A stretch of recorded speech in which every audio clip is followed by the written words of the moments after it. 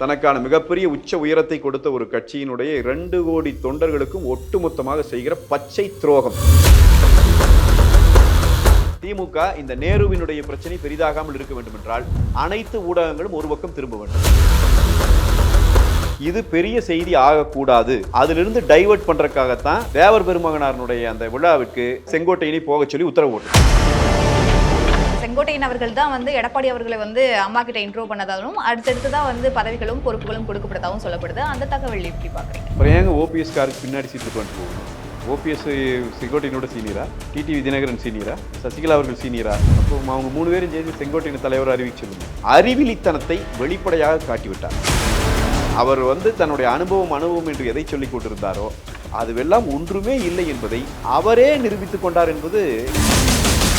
கட்சியை விட்டு வெளியேறியவர்கள் இன்றைக்கு 99 விழுக்காட்டு உறுப்பினர்கள் நிர்வாகிகள் இணைந்து விட்டார். ஆச்சி அதிரசமா விடுங்க, கையில தட்டி சூடான எண்ணெயில பொரிச்சா அதிரசம் ready. Meriba panneer soda, I trust Meriba. பிரியாணின்னு நினைச்சா அது நம்ம தொப்பி வாப்பா பிரியாணி தான். வேர்ல்ட் கிளாஸ் டேஸ்ட், உலகத்தரம் வாய்ந்த சுவையில் உன்னதமான பங்களிப்பு. சார் வணக்கம் சார். வணக்கம். இப்போ அதிமுகவில் ஒரு பக்கம் இணைஞ்சிருக்காங்க, ஒரு பக்கம் கட்சியிலிருந்தும் மூத்த பொறுப்பாளராக இருக்கக்கூடிய செங்கோட்டையன் அவர்கள் நீக்கப்பட்டிருக்காங்க கழக பொதுச் செயலாளர். இப்போ செங்கோட்டையன் ஒரு ப்ரெஸ் மீட் பண்ணுறாங்க. அந்த ப்ரெஸ் மீட்டில் கிட்டத்தட்ட என்னோட உழைப்புக்கு கிடைச்ச அநீதின்னு தான் அதை நான் பார்க்குறேன். ஏன்னா நான் 1971 கிட்டத்தட்ட நான் ஒவ்வொரு இடத்துலையும் நான் ரொம்ப பொறுப்பாக வேலை பார்த்துருக்கேன். நான் எந்த எலெக்ஷன்லையும் தோல்வி அடையலை. எல்லா இடத்துலையும் ஒரே ஒரு இடத்துல மட்டும் தான் அவர் தோல்வி அடைஞ்சிருக்காரு. ஸோ இந்த இடத்துலையும் நான் துரோகம் செய்யப்பட்டிருக்கேன், இது எனக்கானது நினைக்கிறேன், துரோகம் நினைக்கிறேன் அப்படின்ற ஒரு பிரஸ் மீட்டிங் கொடுக்குறாரு. ஸோ இதுல கழக பொதுச் செயலாளர் இன்னைக்கு பண்ணிருக்கிறது சரியான விஷயமா பாக்குறீங்களா? நிச்சயமா சரியான விஷயங்க. கழக பொதுச் செயலாளரை பண்ணாருன்னு முதல்ல சொல்லக்கூடாது. கழகத்தினுடைய விதி பண்ணிருக்கு. கட்சிக்குன்னு பைலா இருக்கு, கட்சிக்குன்னு விதிகள் இருக்கு. கட்சி விதிப்படி நடவடிக்கை எடுக்கிற பொறுப்புல எங்கள் பொதுச் செயலாளர் இருக்கிறார். கட்சியின் விதிப்படி நடவடிக்கை எடுத்திருக்கிறார். அப்படின்னா செங்கோட்டையன் அப்படி சொல்லுவாருன்னு சொன்னா அவருக்கு இந்த கட்சி துரோகம் பண்ணிடுச்சு அப்படின்னு தான் அவர் சொல்லணும். ஏன்னா கட்சியினுடைய விதி அப்படி இருக்கு.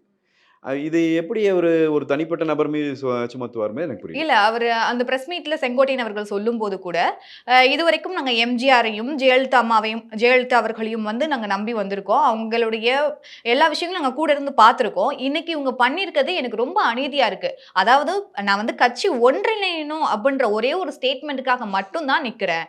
ஸோ இந்த இடத்துல இவங்க இப்படி பண்ணது நான் துரோகமா பாக்குறேன் அப்படின்னு சொல்றாரு. அதுதான் அவர் அம்மா அவர்கள் இருக்கும்போதே திருநாவுக்கரசர் உள்ளிட்டவர்கள் எல்லாம் நீக்கப்பட்ட போது செங்கோட்டையன் இதை கேட்டிருக்கலாம். எல்லாரும் ஒன்றிணையணும். ஏன்னா இவர் புரட்சி தலைவரோடு இருந்ததாக சொல்லுகிறார் இல்லைங்களா? அதே காலகட்டத்தில் இவரை விட நெருக்கமாக புரட்சி தலைவரோடு இருந்தவர் தான் திருநாவுக்கரசர் போன்றவர்கள் எல்லாம். சரிதானுங்களா? அப்போ அவர் நீக்கப்பட்ட போது அன்னைக்கு செங்கோட்டையன் என்ன செய்துட்டு இருந்தாருன்னு எனக்கு தெரியாது. நான் அதையெல்லாம் படித்ததும் இல்லை, பார்த்ததும் இல்லை. ஆனால் அதன் பிறகு செங்கோட்டையன் அந்த கட்சியில் இருந்தார் என்பது எனக்கு தெரியும். எனவே இது இது அப்பட்டமாக ஒரு கட்சியினுடைய தன்னை உருவாக்கி தன்னை உயரத்திலே கோபுரத்திலே கொண்டு போய் உட்கார வைத்து தன்னுடைய வாழ்நாள் முழுவதும் தனக்கான மிகப்பெரிய உச்ச உயரத்தை கொடுத்த ஒரு கட்சியினுடைய 2 கோடி தொண்டர்களுக்கும் ஒட்டுமொத்தமாக செய்கிற பச்சை துரோகம். இந்த செங்கோட்டையன் செய்து கொண்டிருக்கிற துரோகம் இருக்கிறது இல்லையா? இதை இதை நான் அந்த காலத்திலிருந்தேன் இந்த காலத்திலிருந்தேன் என்று ஏதோ பேச்சு பேசி கொண்டிருப்பதால் எதுவும் இதில் மாறப்போவதில்லை.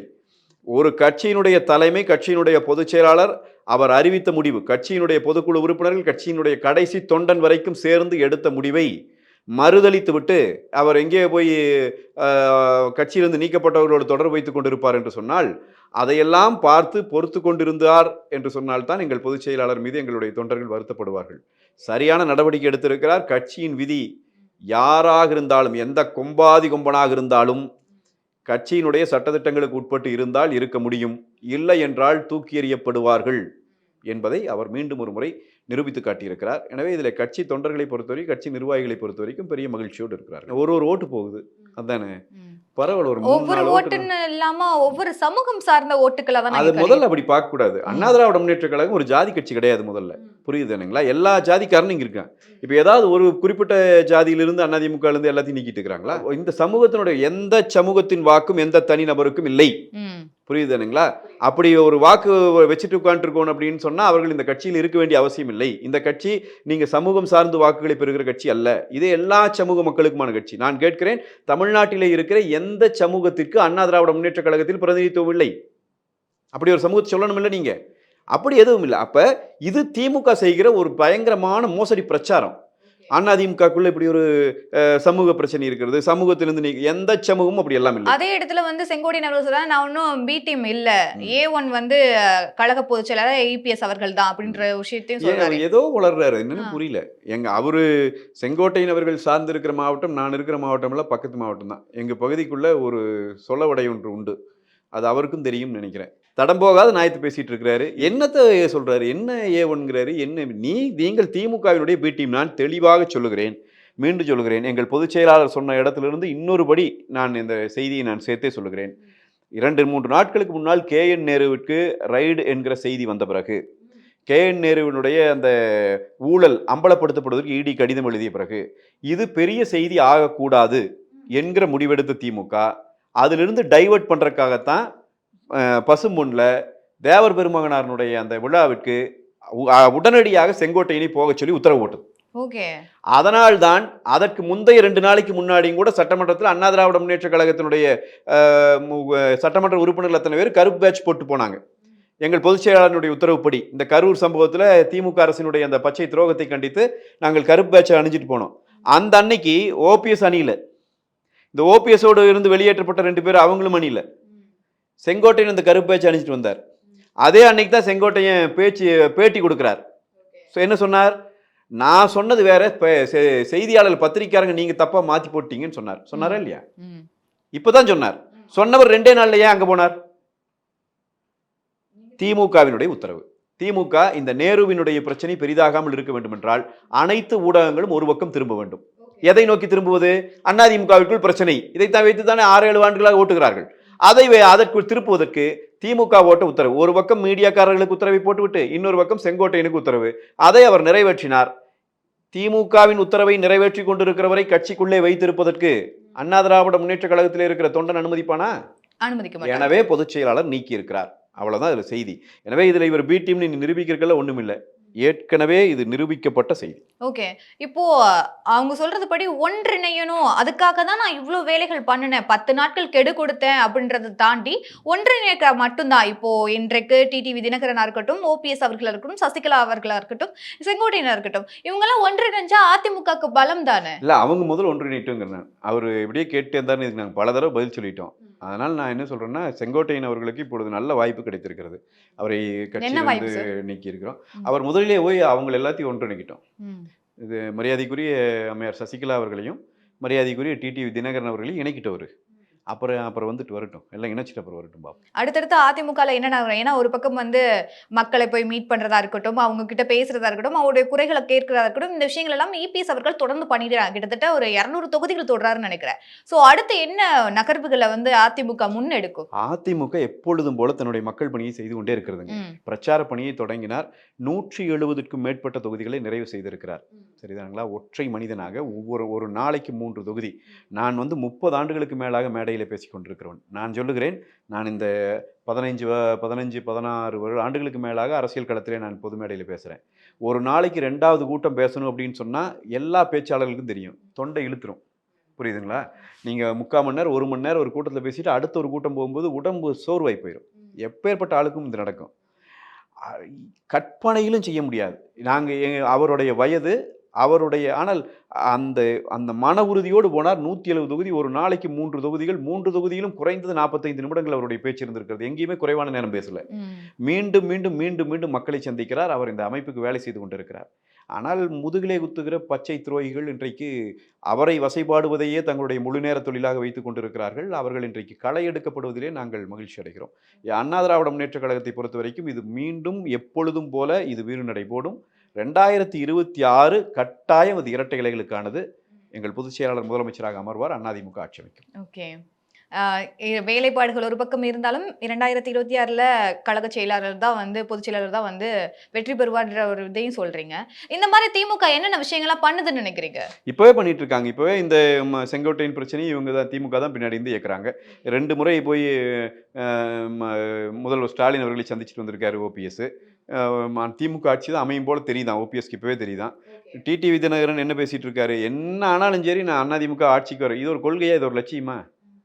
நான் ஆட்சிக்கு வருகிறேன், நான் போராடுகிறேன், நான் களத்திலே நிற்கிறேன், நான் மக்களின் நம்பிக்கையை பெறுகிறேன், நான் ஆட்சி அமைக்கிறேன் என்று சொல்லுகிறவன் தானே தலைவன். நான் உன்னை ஆட்சி அமைக்க விடமாட்டேன்னு பேசிட்டு இருக்கிறதுக்கு நீ என்ன தலைவர், நீ அவர் என்னன்னு தெரியல நமக்கு. இது ஒரு பக்கம் இது பண்ணி இது யார் பண்றா? திமுக தான் பண்ணுது. திமுக தான் வந்து இப்போ மக்களுக்கு இவங்க செய்ய வேண்டிய வேலையிலிருந்து தவறி போயிட்டாங்க. லஞ்சம் ஊழலால் இந்த ஆட்சியினுடைய பெயர் கெட்டு கிடக்கிறது. இந்த மழை வெள்ளத்தை சாதாரண மழை பெய்தாலே இவர்களால் சமாளிக்க முடியல. சென்னையில் டெல்டா மாவட்டம் முழுக்க விவசாயிகள் பரிதவித்துக் கொண்டிருக்கிற நிலை இருக்கிறது. சகல பக்கம் தமிழ்நாடு முழுவதும் மக்கள் இன்றைக்கு துயருற்று கிடக்கிற இந்த நேரத்தில் மக்களை திருப்திப்படுத்த முடியாத திமுக அதிமுகவை நோக்கி திரும்பி, அதிமுகவுக்குள் பிரச்சனை. அதிமுக நான் சொல்லுகிறேன், இதே ஓபிஎஸ், இதே அம்மையார் சசிகலா, இதே திரு டிடிவி தினகரன் இவர்களோடு கட்சியை விட்டு வெளியேறியவர்கள் இன்றைக்கு 99 விழுக்காட்டு உறுப்பினர்கள் நிர்வாகிகள் வந்து இணைந்து விட்டார்கள். நீ அதைய இவங்க யாரும் பேச மாட்டேங்கிறாங்க. செங்கோட்டையன் போன்றவர்கள் வெளியே போனால் அதை பேசணும்ல. நான் தான் நமது அம்மா பத்திரிகையினுடைய ஆசிரியர். எங்கள் பேப்பர் எடுத்து பாருங்க, எத்தனை செய்தி வருது. குழு குழுவாக இணைந்து கொண்டே இருக்கிறார்கள். நான் பேரெல்லாம் சொல்லிடுவேன், சொல்ல வேண்டாம்னு நான் நினைக்கிறேன். அது அங்கே போயிட்டு வந்தவங்க அவங்களுக்கே மன உறுத்தலாறு அது இருக்கக்கூடாது. எங்களுடைய மாவட்ட செயலாளர்களாக இன்றைக்கு இருக்கிறார்கள். நீங்கள் ஏற்றுக்குவீங்களா? அதிமுகவில் மாவட்ட செயலாளர்களாக இருக்கிறார்கள். இதே ஓபிஎஸ் கூட போனவங்க, இதே டிடிவி கூட போனவங்க இன்றைக்கு வந்து கழகத்துக்கு திரும்பிட்டாங்க. எனவே எல்லாரையும் அரவணைத்துக் கொள்ளுகிறார் எங்கள் பொதுச் செயலாளர். ஆனால் இந்த பச்சை துரோகத்தை கட்சிக்கு செய்துவிட்டு வெளியேறிய இந்த ஆட்கள் இருக்கிறார்கள் இல்லையா? அதனால தான் நான் முதலே சொன்னேன், 4 ஓட்டு போகும் கட்சிக்கு, அதை தவிர ஒன்றும் போகாது. அதில் இவங்க 4 பேருக்கும் வந்து கொஞ்சம் செல்வாக்கும் பணமும் இருக்கிற காரணத்தினால இவங்க வந்து மீடியாக்களை பேச வச்சுட்டு திமுகவினுடைய சப்போர்ட்ல மீடியாவை பேச வச்சுட்டு இருப்பாங்க. இதை ஒரு செய்தியே இல்லைங்க. இது ஒரு செய்தியே இல்லை. நீங்க மதுரையில் போய் பார்த்தீங்கன்னா இந்த தடவை கோயம்புத்தூர் ஜெயிக்காத போல இருக்குதுப்பான்னு இவங்க பேசிட்டு இருப்பாங்க. அதிமுக இந்த தடவை கோயம்புத்தூர்ல தோத்துரு மாட்டாக்குதுன்னு மதுரையில் உட்காந்து பேசிட்டு இருக்காங்க. யார்? இந்த 4 அணி, புரியுதாங்களா? இந்த 4 பேர் குழு அங்கே உட்காந்து பேசிட்டு இருப்பாங்க. அங்கிருந்து கோயம்புத்தூர் வந்தீங்கன்னா தெற்கெல்லாம் ஓட்டு வாங்குற சிரமங்கம்பாங்க. இங்கே சென்னைக்கு வந்தீங்கன்னா கன்னியாகுமரி கஷ்டம்பாங்க, கன்னியாகுமரிக்கு போனால் சென்னையில் விழுப்புரத்தில் கஷ்டம்பாங்க. எங்கேயும் கஷ்டம் இல்லை. புரியுதுங்களா? அந்தந்த இடம் வலுவாக இருக்கிறது என்பது அங்கங்கே இருக்கிற எங்களுடைய தலைவர்களுக்கு தெரியும். அவர்களை எல்லாம் ஒருங்கிணைத்துக் கொண்டிருக்கிற எங்கள் பொதுச் செயலாளருக்கு தெரியும். எனவே அதிமுகவில் எந்த விதமான இந்த மாதிரி கேள்விக்கு இடமில்லை. அதனால் செங்கோட்டையன் அவர்கள் வந்து வெளியேறியது அவர் மேல் எனக்கு பெரிய மரியாதையெல்லாம் உண்டு. ஒரு பெரிய சீனியர் லீடர் தான், அதிலெல்லாம் எங்களுக்கு மாற்று கருத்து இல்லை. ஆனால் கட்சி விதிக்கு புறனாக இருந்த காரணத்தால் அவர் வெளியேற்றப்பட்டிருக்கிறார். அதோடு அது முடிஞ்சது. செங்கோட்டையன் தான் வந்து செங்கோட்டையன் அவர்கள் தான் வந்து எடப்பாடி அவர்களை வந்து அம்மா கிட்ட இன்ட்ரோ பண்ணதாலும் அடுத்தடுத்து தான் வந்து பதவிகளும் பொறுப்புகளும் கொடுக்கப்பட்டதாகவும் சொல்லப்படுது. அந்த தகவல் எப்படி பார்க்குறீங்க? அப்புறம் ஏங்க ஓபிஎஸ் காருக்கு பின்னாடி சீட்டில் கொண்டு போகணும்? ஓபிஎஸ் செங்கோட்டையனோட சீனியரா? டிடிவி தினகரன் சீனியரா? சசிகலா அவர்கள் சீனியரா? அப்போ அவங்க 3 பேரும் செய்து செங்கோட்டையின் தலைவர் அறிவிக்க சொல்லுங்க. இவர் தானே சீனியர். செங்கோட்டையின் பாதையில் நாங்கள் 3 நகர்வோம் என்று நாளை அவர்களை அறிவிக்க சொல்லுங்கள், பிறகு யோசிச்சுக்குவோம். இதெல்லாம் பேச்சுங்களா? முதல்ல நீங்கள் தான் சீனியர்னு சொன்னால் உங்களுடைய மாவட்ட செயலாளர் பதவி எடுத்தது யார்? உங்களை நீங்கள் எப்போ மாவட்ட செயலாளர் ஆனீங்க? இப்போ மாவட்ட செயலாளர்லேருந்து எங்கள் பொதுச் செயலாளர் உங்களை விடுவித்தார். நீங்கள் எப்போ மாவட்ட செயலாளர் ஆனீங்க? அந்த மாவட்ட செயலாளர் பதவி உங்களுக்கு கொடுத்தது யார்? அம்மாவா? அம்மா அவர்கள் கொடுத்த பதவி அம்மா அவர்களே பறித்தார்கள் இல்லையா 2012? ஏன்னு பேசினா நல்லா இருக்குமா? நீ தேவையாது? எதுக்கு பறிச்சாங்கிறதால நீ தேவையான பேச்சா? அப்போ எங்கள் பொதுச் செயலாளர் முதலமைச்சராக வந்த பிறகுதான் அவர் தான் கட்சிக்குள்ளும் இவருக்கு பதவி கொடுக்கிறார். இவர் அடையாளம் மற்ற கிடந்த நேரத்தில் இருந்து இவரை கூட்டிட்டு வந்து அமைச்சராக்குனதும் எங்களுடைய பொதுச் செயலாளர் தான். அம்மா அமைச்சராக்கல. 2012 இவர் பொறுப்பு அம்மா நீக்கினதுக்கு பிறகு இவரை ஒன்று சும்மா தானே இருந்தார். அப்போ அன்னைக்கு எங்கள் பொதுச் செயலாளர் பதவி கொடுத்த அன்னைக்கு நீங்கள் சொல்லியிருக்கலாமே, நான் சீனியர், எனக்கு எப்படி நீ பதவி கொடுக்கலான்னு கேட்டிருக்கலாமே. அன்னைக்கு வாங்கிட்டு வந்தீங்க. என்ன பிரச்சனை? இது என்ன பேச்சு பேசிட்டு இருக்கிறீங்க நீங்க? இவங்க 3 பேர் ஒரு பக்கங்க. செங்கோட்டையன் வந்து தன்னுடைய அறிவிலித்தனத்தை வெளிப்படையாக காட்டிவிட்டார். அவர் வந்து தன்னுடைய அனுபவம் என்று எதை சொல்லிக் கொண்டிருந்தாரோ அதுவெல்லாம் ஒன்றுமே இல்லை என்பதை அவரே நிரூபித்துக் கொண்டார் என்பது காலம் அவருக்கு கொடுத்திருக்கிற மாபெரும் தண்டனை. எதற்காக காலம் அப்படி ஒரு தண்டனை அவருக்கு கொடுத்திருக்கிறது என்பது எனக்கு புரியவில்லை. 2019, 2021 இடைத்தேர்தல் இது எல்லாத்துலயும் வந்து பாஜக கூட கூட்டணி வச்சு நீங்க எதுலையுமே வந்து வெற்றி பெறல அப்படின்ற ஒரு இதையும் வந்து பிரஸ் மீட்லயே சொல்றாரு செங்கோட்டையன் அவர்கள். பாஜக கூட நீங்க கை கோர்த்துட்டு ஒரு டைம் கூட நீங்க வெற்றி பெறாம விட்டுட்டீங்களே, இதெல்லாமே உங்களால நடந்ததா அப்படின்ற ஒரு ஸ்டேட்மெண்டே சொல்றாரு. அதை எப்படி பாக்குறீங்க? அடுத்தடுத்த தேர்தல் தோல்வி ஏனுங்க? இப்போ 1996 அம்மா அவர்கள் முதல் பீரியட் ஆட்சி முடிகிற போது ஒரு பெரிய தோல்வி அதிமுக சந்தித்தது. அன்னைக்கு என்ன செஞ்சீங்க? ஒரு தோல்விக்கு அப்புறம் மறுபடியும் ஒரு வெற்றி இருந்தது தான். அதுதான் நான் சொல்றேன். அன்னைக்கு என்ன செஞ்சீங்க? உடனே களத்துல பாடுபட்டீங்க. மீண்டும் வந்தீங்க. மீண்டும் எல்லா பணிகளும் நடந்தது. அந்த பணிகளுக்கு பிறகு ஒரு கட்சி வென்று வருகிறது. இது வந்து இயல்பு எல்லாத்துக்கும் நடக்கும். இப்ப 2011ல திமுக எதிர்க்கட்சியா கூட உட்கார முடியாத 3வது இடத்துக்கு போச்சு. விஜயகாந்த் எதிர்க்கட்சி தலைவரானார். அன்னைக்கு திமுகங்கிற கட்சி இல்லைங்கிற நிலைமைக்கு போச்சு. உள்ளாட்சி தேர்தல் தொடர்ந்து தோல்வி. இடைத்தேர்தல்கள்லையும் தோல்வி. 2016 சட்டமன்ற தேர்தல் மறுபடியும் தோல்வி. 2014 நடந்த நாடாளுமன்ற தேர்தலில் 37 இடம் தனிச்சு நின்று, கூட்டணியில் இல்லை, தனிச்சு நின்று அதிமுக 37 இடம் ஜெயிச்சு போச்சு. 40க்கு 37, புரியுதுங்களா? இங்கே 39க்கு 37 இதுலேயே அடிச்சது போனது. அப்போ இத்தனை வெற்றி வந்துச்சு. அன்னைக்கு திமுக போச்சு. திமுக முடிஞ்சு வச்சு அதோட. இப்போ ஆட்சியில இருக்காங்க. அப்புறம் நீங்க ஒரு ஜனநாயக களத்துல வெற்றி என்பதும் தோல்வி என்பதும் மாறி மாறி வரும். ஏன் தோல்வி வந்துச்சுன்னு திரு செங்கோட்டையன் அவர்களுக்கு தெரியாதா? கூடயே நீங்க இருந்தீங்கல்ல. 75 இடங்கள் புரட்சி தலைவி அம்மா அவர்கள் இந்த இந்தியாவினுடைய அரசியல் திசை வழியே மாற்றிய ஒரு மாபெரும் தலைவி, புரியுதுங்களா? அவரோடு யாரும் ஒப்பிடுகிற நோக்கமெல்லாம் எனக்கு இல்லை. ஆனாலும் நான் சொல்லுகிறேன், அம்மா அவர்கள் எதிர்க்கட்சியாக அண்ணா திராவிட முன்னேற்ற கழகத்தை அமர்த்திய போது வென்ற இடங்களை விட அதிகமான இடங்களை வென்று வலுவான எதிர்க்கட்சியாக இங்கே தமிழ்நாட்டிலே இந்த கட்சியை உட்கார வைத்தவர் புரட்சி தமிழர் எடப்பாடியார். 75 இடம் வென்றிருக்குது அதிமுக. இன்னைக்கு வலுவான எதிர்க்கட்சியாக உட்காந்துருக்குது. நீங்க உங்க வீட்டு தலைமை இருந்தால் நீங்க செஞ்சிருப்பீங்களா? செஞ்சிருப்பீங்களா? உங்களுக்கு யாராவது அப்படி ஒரு தகுதி? நீ எல்லாம் பேசினா ரொம்ப சங்கடமான வாசங்கள் போயிடும். அப்படியான விஷயங்கள் இல்லை. ஏன் இந்த வேலை செய்றீங்க? தேவையில்லாம திமுக காட்டுகிற ஆசை வார்த்தைக்கு இவர்கள் மயங்கி போகிறார்கள். என்ன மாதிரியான ஆசை வார்த்தைகள் அது காட்டியிருப்பாங்க? தெரியலீங்க. அவர் தான் கேட்கணும். முடிஞ்சா அண்ணனையே ஒரு பேட்டி எடுங்க நீங்க. அவர் என்ன சொல்லுகிறாருன்னு பார்க்கலாம். ஏன்னா இது அப்பட்டமா ஒரு பச்சையான துரோகம். ஒரு கட்சிக்கு இப்போ நாங்கெல்லாம் இந்த கட்சியில் இருக்கிறோம்னு நான் எல்லாம் எல்லாத்துக்கும் தெரியும். நான் ஒரு அமைப்பில் செயல்பட்டு நாங்கள் வந்து இந்த கட்சியை நேசித்து வர்றோம். இந்த கட்சிக்குள்ளே இன்றைக்கு பயணித்து கொண்டு இருக்கிறோம், புரியுதுங்களா? ஆனால் இவர்கள் எல்லாம் வந்து இந்த கட்சியால் உயர்ந்தவர்கள். இந்த கட்சி இவர்களை தூக்கி ஏதோ பதவிகள் உட்கார வச்சது, எவ்வளவோ உயரங்களை கொடுத்துச்சு. செங்கோட்டையன் என்று சொன்னால் இன்றைக்கு தமிழ்நாட்டினுடைய கடைசி இருக்கிற மனிதனுக்கும் தெரிகிறது என்று சொன்னால் இந்த கட்சி கொடுத்தது. அப்புறம் நீங்க அதுக்கு இப்படி ஒரு துரோகத்தை பண்ணிட்டு போனீங்கன்னா என்ன பண்றது? ஒன்றும் பேச முடியாது. பாஜக அதிமுகவோட கூட்டணி ஒரு மாதிரி போய்கிட்டே இருந்தாலும் உள்ள எதுவும் உட்கட்சி பூசல் எதுவும் நடந்திருக்கிறதா தகவல் வருதே. ஏன்னா பாஜக வந்து அமித்ஷா சொல்றத எடப்பாடி அவர்கள் ஒரு சில இடங்கள்ல கேட்காம போறாரு அப்படின்றதையும், பாஜக தான் வந்து அதிமுக வந்து ஆட்டி படைச்சுக்கிட்டு இருக்கு அப்படின்றத திமுக ஸ்டேட்மெண்டா இருக்கட்டும், மற்ற அரசியல் விமர்சனம் பத்திரிகைகளும் அதை சொல்றாங்களே. பாஜக அதிமுகவை ஆட்சி செய்யறதுக்கு இல்ல ஆட்டி படைக்கிறதுக்கான வழிகள் எதுவும் இருக்கா, இல்ல இது பண்ணிட்டு தான் இருக்காங்களா? இது இப்ப பேசிட்டு மட்டும் இருக்கிறாங்க திமுக. அங்க ஒண்ணுமே அப்படி எதுவுமே நடக்கலைங்க. ரொம்ப காலமா பேசிட்டு இருக்காங்க. 2020, 2021 பேசினாங்க. அமித்ஷா வந்து விட்டார், 60 சீட் வாங்க போகிறார், எடப்பாடியார் அத்தனையும் எழுதி கொடுத்து போகிற கட்சியை கொண்டு இணைச்சிருவாங்கிற அளவுக்கு பேசினாங்க. அப்புறம் எத்தனை சீட் கொடுத்தாங்கிறது தமிழ்நாடு பார்த்துச்சு. சரிதானுங்களா? இவங்க இதே மாதிரி ஏதோ ஒன்று உளறிட்டே இருப்பாங்க. உண்மையை சொல்ல போனால் இன்றைக்கு பாஜகவினுடைய தலைவர் நயினார் நாகேந்திரன் அவர்கள் ஒரு முதிர்ந்த அரசியல் அறிவு பெற்ற ஒரு நபர். அவருடைய அரசியல் முதிர்ச்சி என்பது அவருடைய தலைமைத்துவத்திலே தெரிகிறது. அது எங்களுடைய பொதுச் செயலாளர் அவருக்கும் இருக்கிற அந்த நட்பு என்பது வெளிப்படையாக தெரிகிறது.